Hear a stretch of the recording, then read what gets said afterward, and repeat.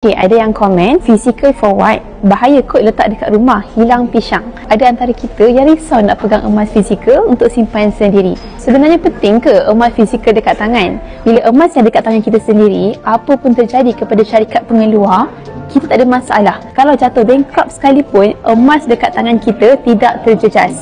Kalau harta kena freeze, emas dekat tangan kita tak ada masalah. Kalau duit kertas tak laku, emas dekat tangan kita masih selamat. Jadi sebenarnya tuan-puan, kekuatan sebenar emas adalah kepada fizikalnya. Sebab tu nasihat guru emas saya, Tuan Muhammad Zulkifli Syafiee, yang dah berbelas tahun kepada penyimpan emas, beli emas pastikan dapat emas fizikal. Bukan sekadar dapat nombor, bukan dapat surat hutang dan bukan juga dapat kertas. Tapi pastikan dapat emasnya.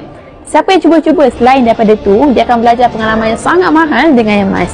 Kalau emas fizikal pun banyak penipuan, ini kan pula beli emas tapi emasnya tak nampak. So senang, back to basic. Kalau takut nak simpan emas sendiri, boleh simpan dekat safe deposit box.